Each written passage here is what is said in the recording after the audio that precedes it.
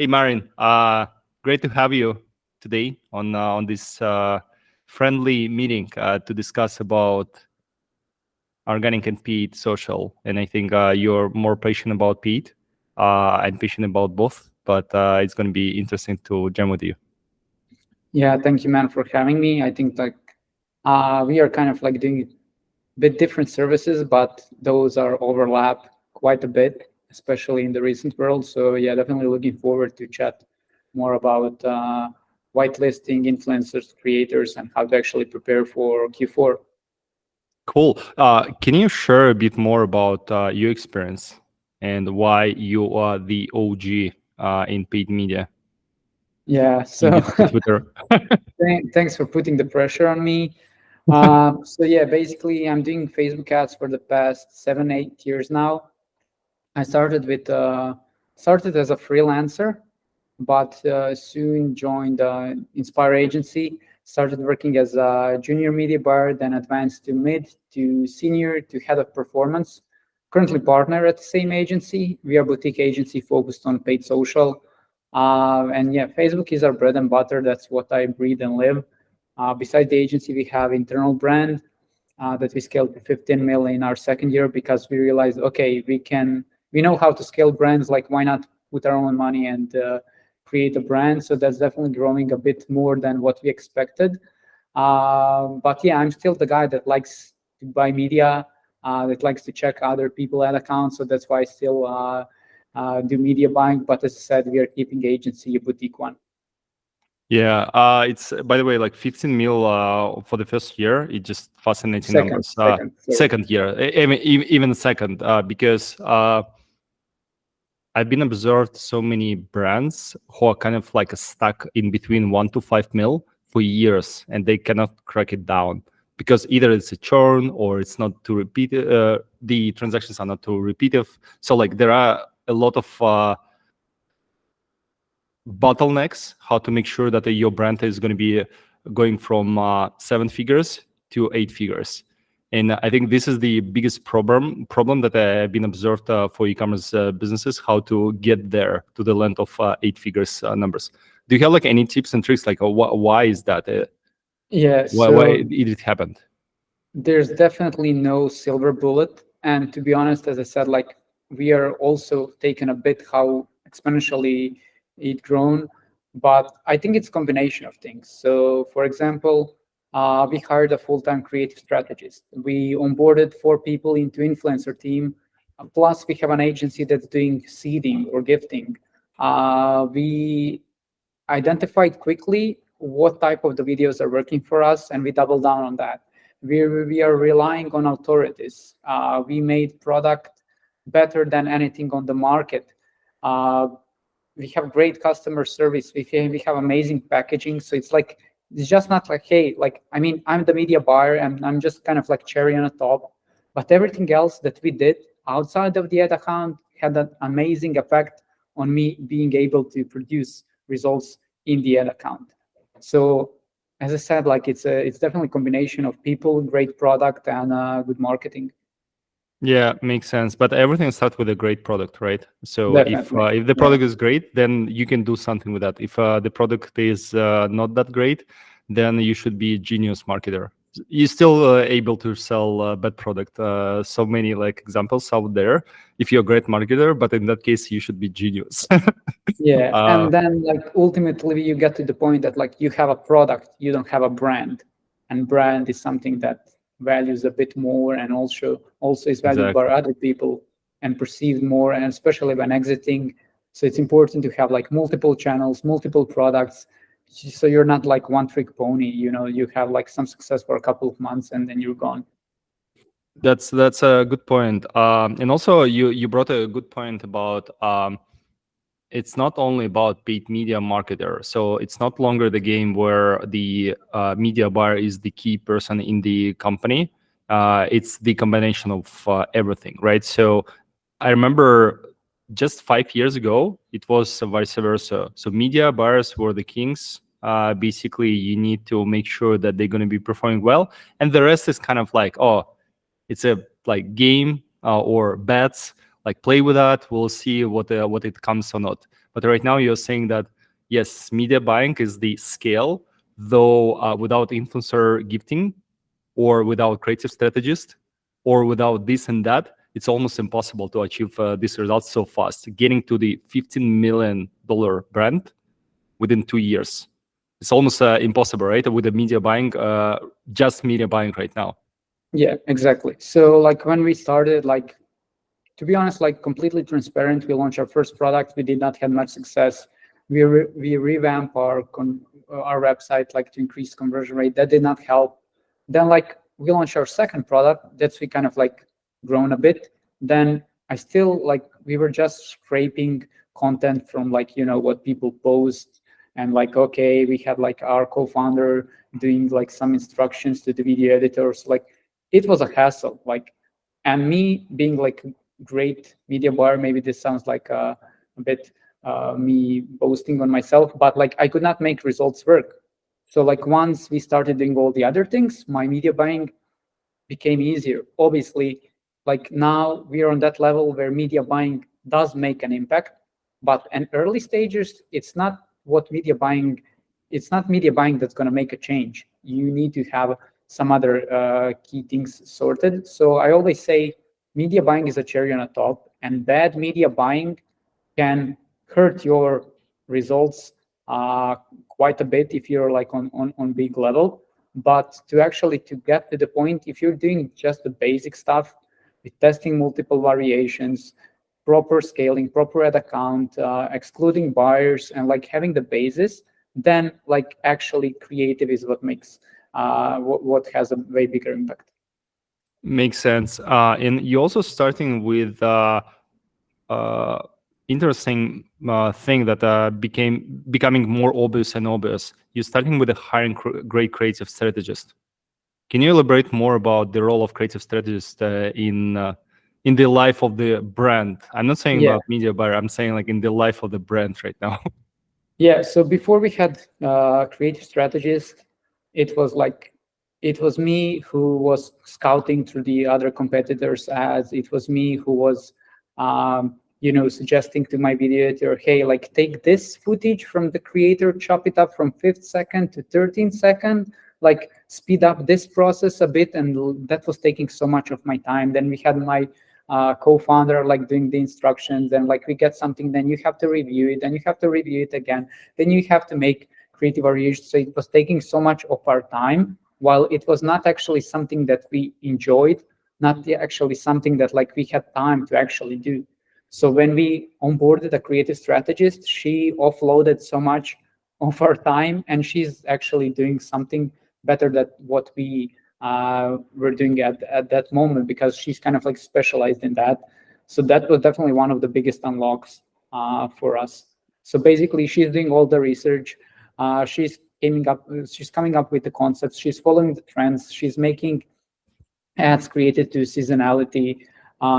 She's making sure that the video editor creates the variations. She's making sure that the naming convention is proper. She's analyzing the results based on that naming convention. She's doing the iterations. She's suggesting next steps. So basically, everything else that's done in a backend that you might not see, you just see an ad that's like a finished project, but before that, there's a lot of steps that need to be taken care of.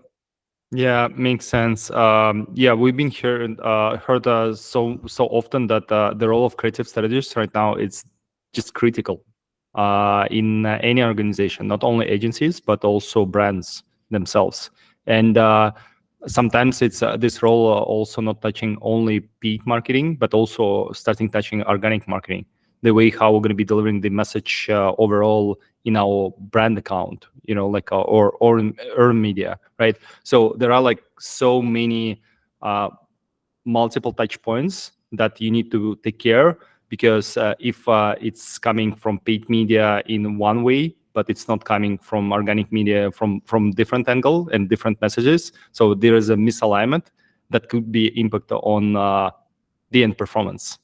Do you use any software for creative strategy, and like these creative strategists might be using something? Yeah, we use Atria. Atria. It's a combination of foreplay and motion. So basically, it allows you to search for creatives. It allows you to do customer review mining. It allows you to check landing pages from different people. It allows you to analyze the data. So basically, so far I was using Foreplay and Motion, but we now have that combined in one tool, which is definitely amazing tool, and that we pivot to. When did it happen? Just recently? Yeah, like maybe 6 months ago. 6 months ago. Gotcha. Cool. And how do you feel like how it's crucial to use any software for creative strategists right now? I mean, in theory, you could still do it in Google Sheets, but it just doesn't make sense, because I found that, like, creative person is having hard time like going through the sheets, and like they hate being in Ads Manager. So they like to have everything like visually appealing and like nice, and just so you can get to the point right away. It's also easier in Motion or in Atria to understand, like by charts, okay, what's performing, how it's working, what's the thumbs up ratio, and what should we double down on. So I definitely think it makes your life way more easier if you do have tools like this. Got it.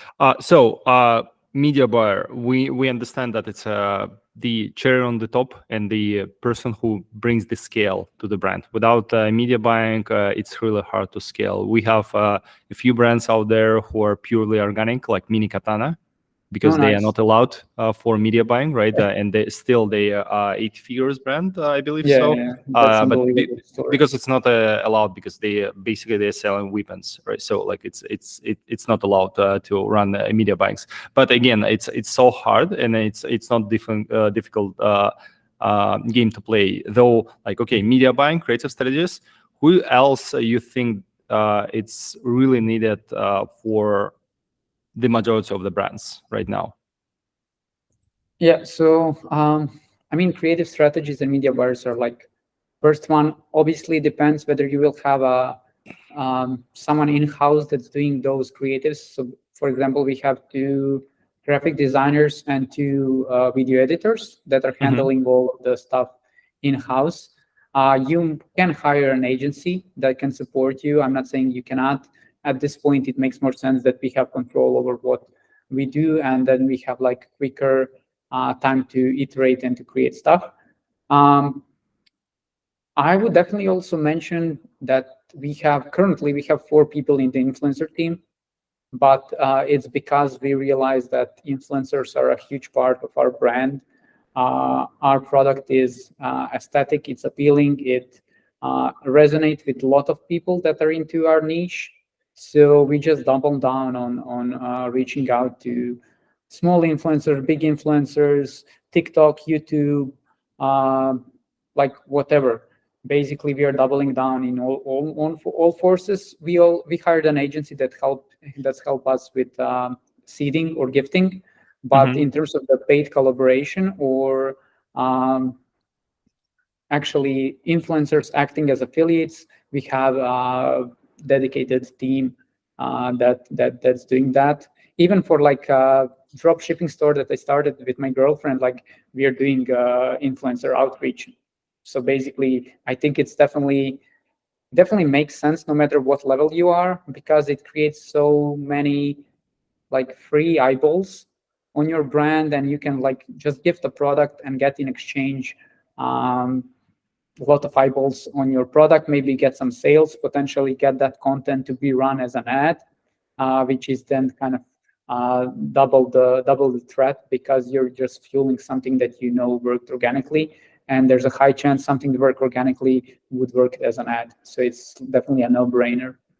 Yeah, that's interesting point, because we heard that some of the brands who were not that experienced or not yet experienced in influencer marketing, when they're doing product gifting campaigns, basically you're sending your product. It would be better and nicely in the product packages, like influencer packages, right? And then they expect the immediate return out of this, so sales. So here's my link. We're going to be sitting 100 influencers. Everyone should post, and we're going to be we should be getting the at least positive ROI, or like just break even. Well, this is the wrong approach, because Definitely. first of all, it's a no strings attached, meaning that out of these 100 influencers, only 20 might like your product.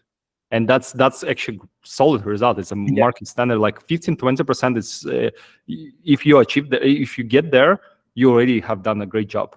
If you're going above that, you're genius. Like, and or your product is really resonates with the audience. And then the second part is that, to your point, people are expecting the immediate conversion from the sales out of this, though like it's almost impossible, because how you can even assume that it's going to be bring up from one publication if it's going to be published organically, right? So it's basically there is no chance, because people just heard about your product from this influencer, and yes, they're following this influencer might be for a couple of years, but the one post from the influencer won't trigger me to go ahead and immediately buy something. Like, there are like basic rules of the advertising, 7 touches, and it probably was only the one, and you expect that it's going to be immediate conversions. Wrong. Yeah, so that's something that like I both disagree and agree with. Okay. So depending what kind of influencer it is, because like our agency that we work with, they're doing seeding, but we have influencers that we collaborate based on affiliate model, and we know they're gonna sell, and they know they're gonna sell. So basically, but to be honest, it's more from those like YouTube influencers that have like a following that's following them for a reason. These people are making educated videos. We have some people that make video about our product that's like 10 minutes long, where like that person covers like why you should use it, why it's better, what's a benefit, what's like a downside. So basically, we have some influencer that we are paying like 5 figures a month, like 10 up to 10K a month based on the affiliate fees, because they just sell product. So even if I give them 20-30%, if I give them 30% commission, it's still like me getting gross of 3 on Facebook. So like it's a no-brainer. So but like obviously you have to be careful with those, because sometimes we had like influencers that we pay like 10K, they get like, I don't know, 1 sale, 3 sales, so then you lost money. So nowadays we are trying to get them to affiliate model. So basically the ones that they know they can sell, they are okay with that, because they just know this is a great product. They can make a great video about it, and they're going to sell.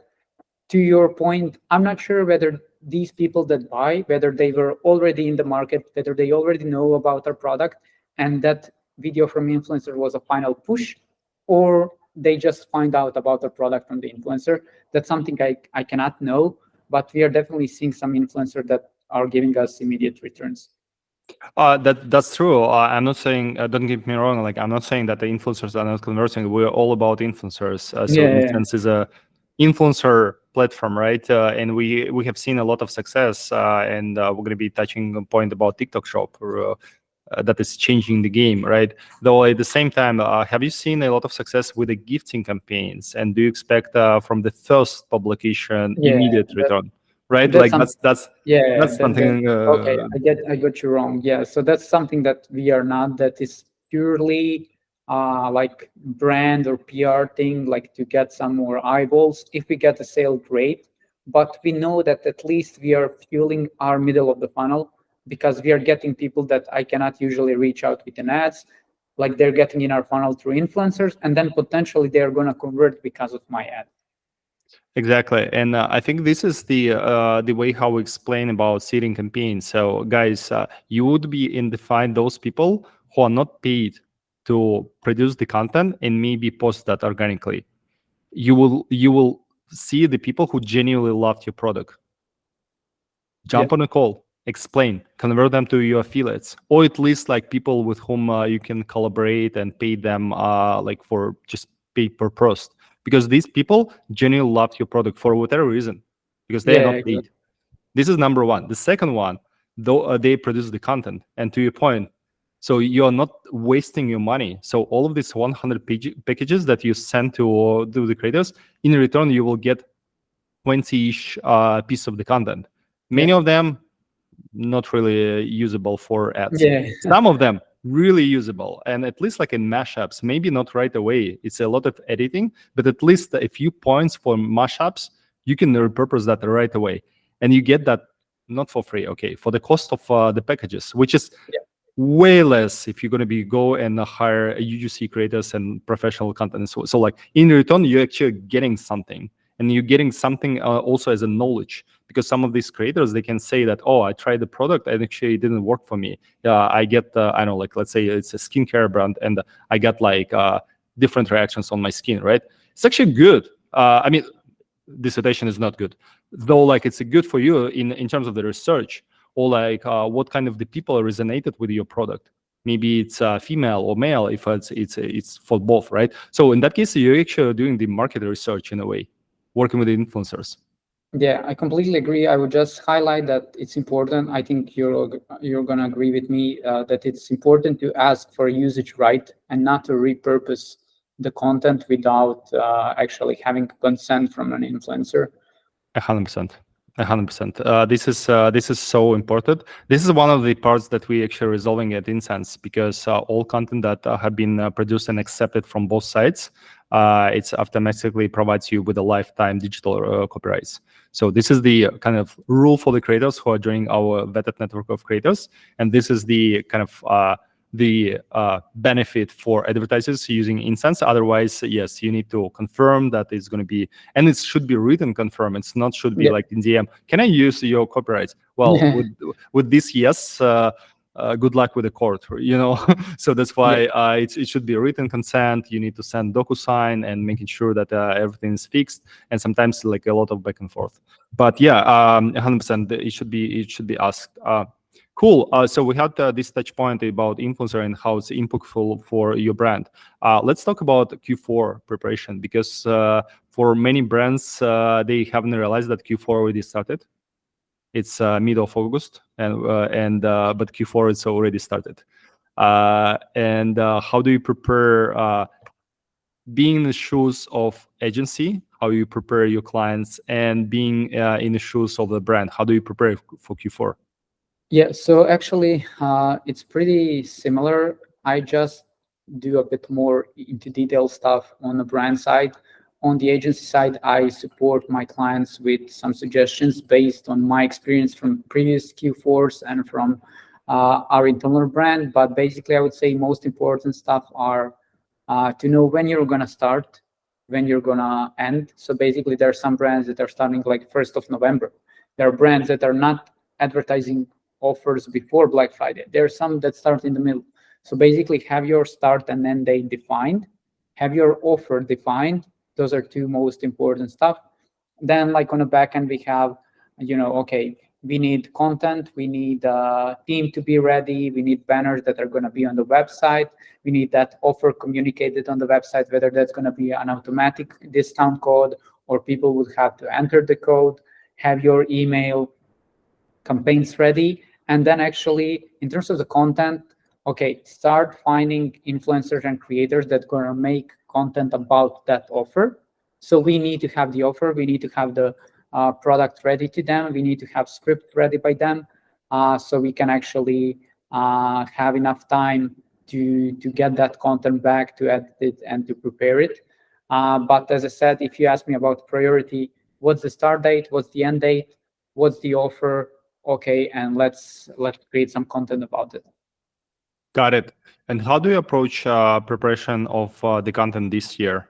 So you got the offer, you already have the idea and the concept. Glad that you have creative strategists, professional who can actually spend some time following and chasing the old trends, what actually works, and then the feedback from your side, what actually works in paid media. Because guys, like it's not only about UGC, it's also about static images and multiple formats. But anyway, so how do you prepare, how you tackle the preparation for the content? Yeah, so basically we know some statics that are working the best or that work best, let's say for Prime Day or for Mother's Day or something like that. So we are going to use the same statics, but we're just going to change the style to be suited to Black Friday theme. That's first thing. The other thing, we are going to take all the existing content and put a meme style banner communicating the offer. That way we are leveraging content that we know are working just with a meme style banner, which should convert better because those are proven winners. This is just addition with amplifying the offer. And the third is actually agreeing with an influencers. Two things: agreeing with an influencers to post on a specific day. So basically every day of the November, or like when the offer is live, you're going to have a couple of influencers posting about the offer. So it creates a sense that like everybody's talking about this offer, at least in that niche of ours. And the second thing is actually making sure that the UGC creators have the product and have the script about the offer, so they can film the content about Black Friday of, I don't know, 20% off, or like, hey, this is the bundle or something like that. So we can actually have those new ads talking about the Black Friday offer in the ad account that we're going to test from scratch. And obviously what works, we're going to double down. Gotcha. Do you use influencer whitelisting at all? Yeah, we do that. We don't want to use it when we have that meme style banner, because then it's not fitted to the brand, because then like it's not fitted to the influencer, because if you have an influencer and then you have like a huge banner, it just doesn't feel organic. So basically we have like regular ads without a banner running through the influencer pages, and we have ads with the banner running through the brand page. So that way, okay, we are a bit more aggressive on the brand page, and we are communicating the offer. On the other side, on the influencer accounts, it feels more genuine. It just feels them promoting the offer, but we are not so pushy. And what is the objectives for those campaigns? Is it like more Purchase. thoughtful campaigns? No, purchase. Yeah. Always purchase. Got it. Yeah, because do you believe that? Can you share like why is that? Yeah, because like Facebook is pretty good at giving you what you want. Like if you optimize for add to cart, you will get people that would add to cart and they would not buy. If you optimize for landing page views, like, yeah, sure, you'll get super cheap CPC, amazing click-through rate, but those people would just click and they would bounce back. I mean, you can track that in Google Analytics. You can see that like, okay, on traffic campaigns, you're getting way cheaper CPC, but then those people have average session of like 3 seconds. So they are not never gonna know about anything about the brand. Those are just people that are gonna click, and Facebook is pretty good at giving you what you want. So we always want purchase. That's why we always optimize for purchase. Got it. But do you run any brand awareness campaigns? No. Just purchase. Yeah, because like our influencers, our gifting campaigns are doing that kind of like brand awareness. We don't want to spend money to do something like that on a Facebook site. Got it. And have you noticed the big shift between whitelisted ads, vice versa with the brand ads? So is there any uplift? Yeah, so recently we started testing a bit more like brand, like now they're called partnership ads. Previously they were called branded content. Then in those cases you have a name of the influencer with the name of the brand. To be honest, to me it looks even a bit more as an ad than as a regular ad, because when I see influencer and the brand, I just know it's a brand and just feels off a bit. I don't have any conclusive data, nor I did any like specific split test. But once I have a bit more data, I will definitely let you know. But between the regular ad and the whitelisted ads, when it just influencer handle, do you see a lot of uplift there? Yeah, definitely. Like whitelisting ads outperform. We get cheaper CPMs, we get better click-through rates, and it just feels like everybody is using the product.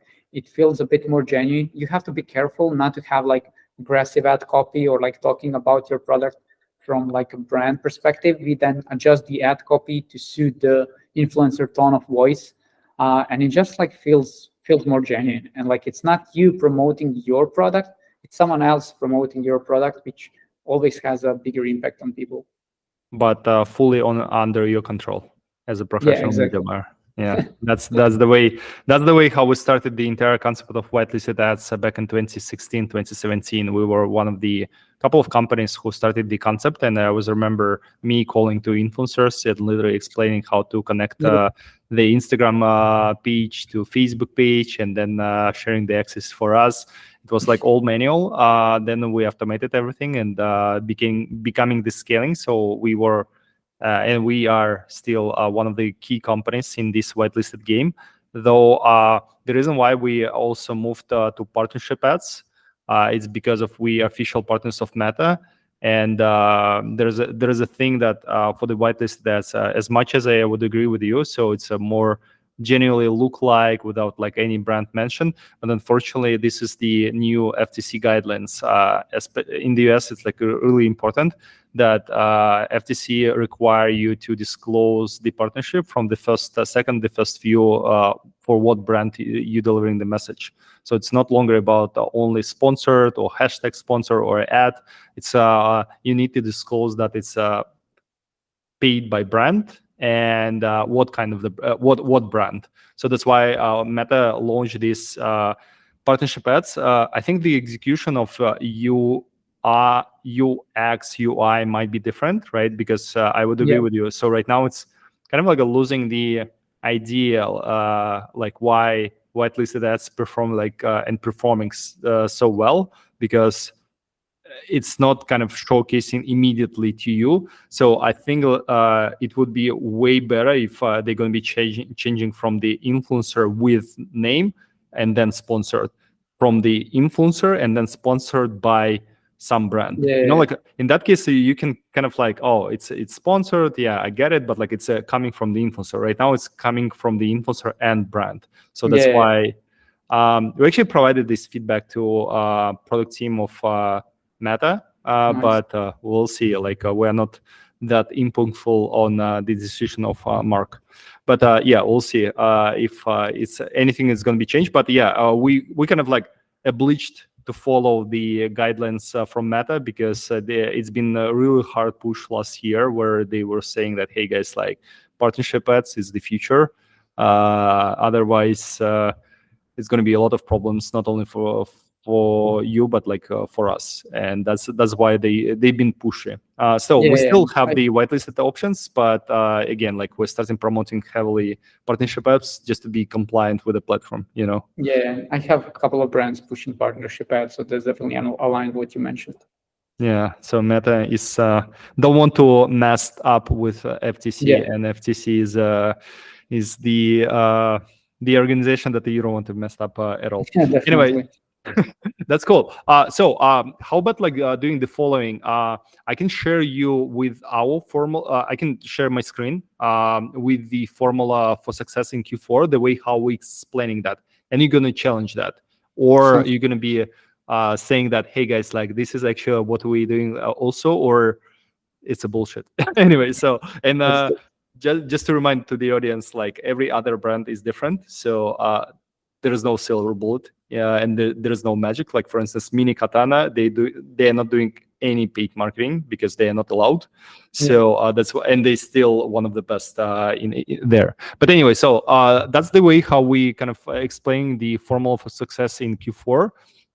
Because again, it's only 2 months left until October and the full rush of the offerings and so on. So if you haven't figured out like your offer and the way how you're going to be packaged, what kind of the concept of the content that you're going to be produced around that, you're already behind, to be honest. So that's why keep it up and approaching your agencies. Follow Marin, by the way, on Twitter. So he's dropping some bombs there.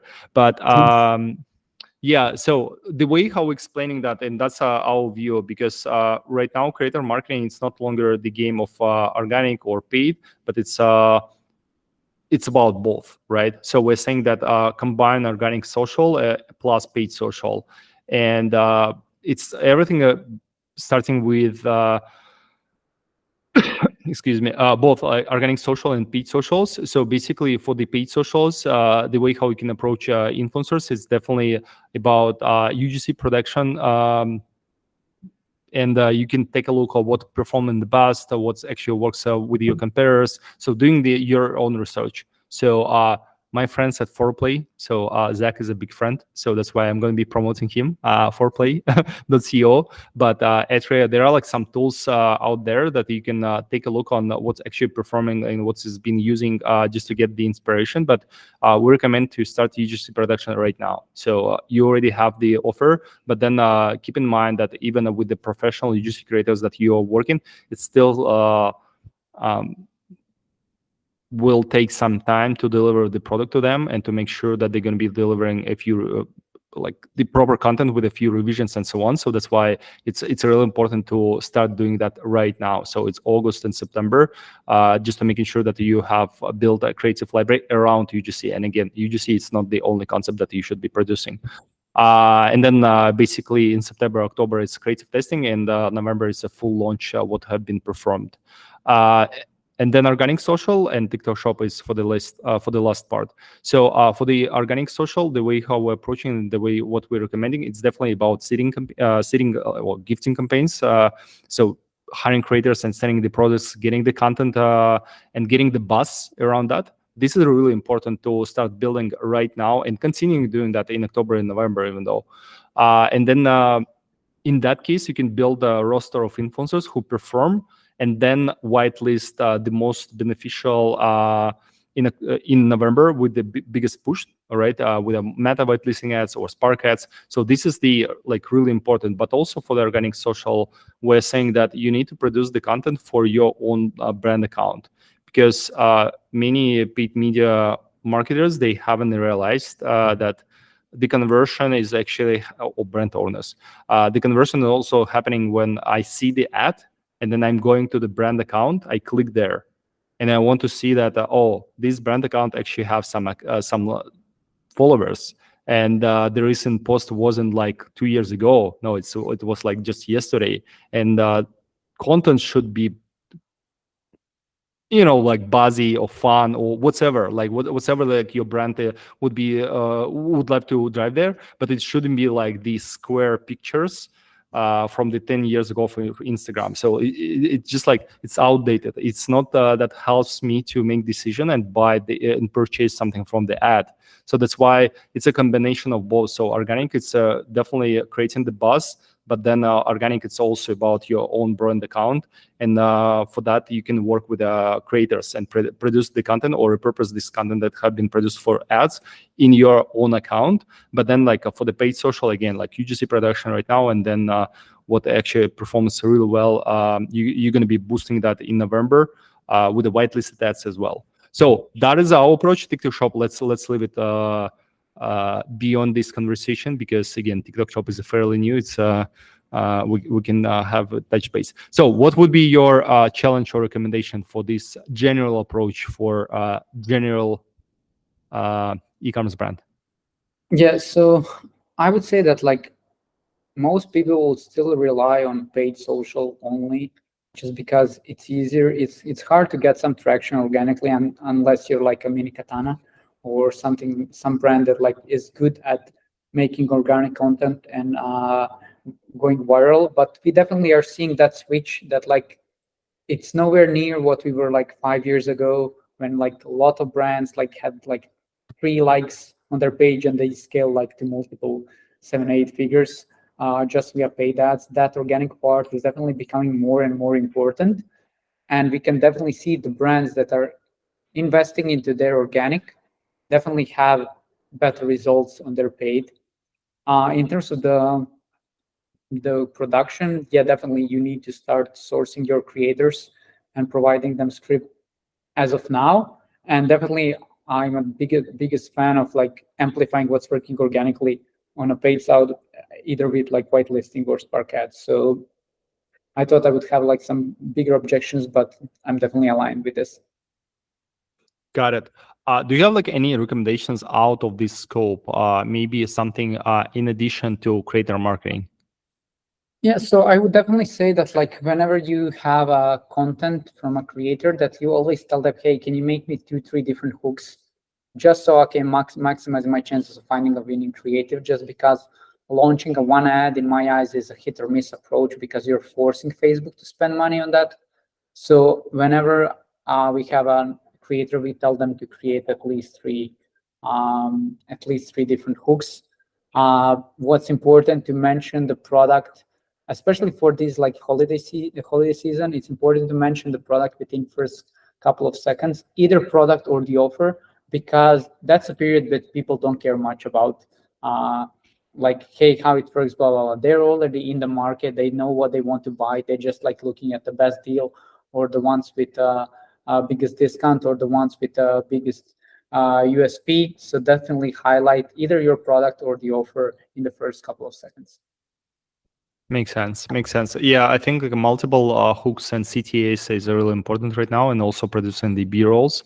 So it's not longer the game where you're asking a creator to produce one video with just like one version of the hook right away. It's more about provide me with a few pieces of the video that I'm going to be adding myself and finding the winner and able to repurpose that. Makes sense. In terms of the timelines, what would be your recommendation or challenge here? So are you going to be like starting that early, the launch of the ad campaigns, or what are your thoughts? So it really depends on the client, as I said, and what their offer is. There are some clients that are starting 1st of November with their Black Friday offer. There are some brands that are starting like, on 20th or 25th. So it's totally up to them. I know CPMs are just going to be higher and higher. So if there's a way that you can have some kind of offer earlier in the month that you can convert some of the people, but then again, people are going to wait for the big deal Black Friday. So it's kind of like a mixed bag. Okay, should you start earlier or not? I would just tell to clients, like, do what worked for you and do what is right for you. It doesn't make sense to force someone to launch earlier if like they don't have enough stock, or like their margins cannot handle that, or like they don't want to lower the image of their brand by running like a 3-week sale or something like that. Makes sense. That's cool. So TikTok Shop, do you have any experience with TikTok Shop? So basically, we tried it for our internal brand, but did not have much success because the AOV is like 200 plus, and we find that like, okay, I talked to some people. They said like they have success if the AOV is below 100 or like even below 50. I know some people doing massive stuff with TikTok Shop, but I personally did not have much success for our internal brand. For one of the client, I had success, but it was mostly just repurposing the good ads, good posts as a Spark ads, and then just fueling them to shop instead of website. But as I said, like AOV was there like 45, so it worked great there. Yeah, it definitely works with smaller AOV. We become an official TikTok Shop partner back in February. So right now I'm building on their API, but that was one of the insights that we were also double checking with our TikTok Shop rep. That yeah, definitely the lower AOV, the easier the game it is, right? So at least you need to create the offer that would be with a lower AOV to start and acquire some of the customers for the first purchase. Though down the road you would be able to sell that within the TikTok Shop. So you're not going to be promoting the high AOV right away with the affiliates or in paid. Though like you can start with a smaller offer and then making sure that you would be able to convert those customers to higher AOV. So this is kind of like the tactics for those brands. But yeah, for us, the recommendation for TikTok Shop, it would be thinking about that not only from the organic perspective, because unfortunately many marketers, they were thinking about, oh, TikTok Shop, it's all about affiliates. And affiliates is generating 70% of your sales, right? That's the official stats from TikTok Shop. Though it's not longer the game only about affiliates. Right now, TikTok Shop is pushing more and more towards paid because the competition for the eyeballs around affiliates also increasing. So how are you going to be pitching your brand to thousands of affiliates and making sure that it's going to be interesting if they're seeing 50, 100 new DMs? from Yeah, those crazy. from 100 brands. It's just like impossible to win there, right? So that's why it's not longer the game of expecting that you're going to be seeing that to hundreds of affiliates, and then in return you will receive great results. So first of all, TikTok Shop was pretty interesting to buy something for customers 1 year ago, because it was fairly new. I want to test out, it was interesting, right? Right now it's more like it's becoming more commodity for many users of TikTok. So that's why it's no longer the game only about organic. So it's purely organic plus paid. So it's not paid. Again, organic plus paid. That's the only way how to win that. And what we're recommending right now, it's finding affiliates and sending the products. And again, not until the end of October. You need to do that in November and December. So it's basically evergreen campaigns. Though, like right now, it's the right timing to find the right affiliates for you and sending the products and finding those who are winning for you, and then getting the content and post and building your affiliate army. You can identify those affiliates that you like to work with, and you truly believe that if you're going to be agreeing for the 3 or 4 or 5 posts, not only one off campaign, but 3, 5 posts. So in that case, you can be looking them and then spark them, obviously. And again, like Spark ads, it's not only in November. It could be started even early in October and so on, because to your point about CPMs are increasing, right? So you need to find the right momentum where it makes sense for you to start scaling the advertising. But that's basically the right way how to prepare a TikTok shop, thinking about that not only from the organic perspective, but also paid. It's not longer the game only about organic. Yeah, definitely agree, man. This was a very productive chat, and I appreciate you inviting me. I think that followers or like listeners would learn a lot about creative strategy, influencers, whitelisting, TikTok shop, and hopefully they got some knowledge to prepare their brands for Q4 and Black Friday. Yeah, thank you so much for chatting. And it feels that we can chat about that for hours or Yeah. maybe days. But let's wrap up, because I think some knowledge bombs already dropped. So let's make sure that our followers and audience will prepare for Q4 and just crush it, because Yeah, it's sounds like a plan. cool. Thanks so much. Thank you.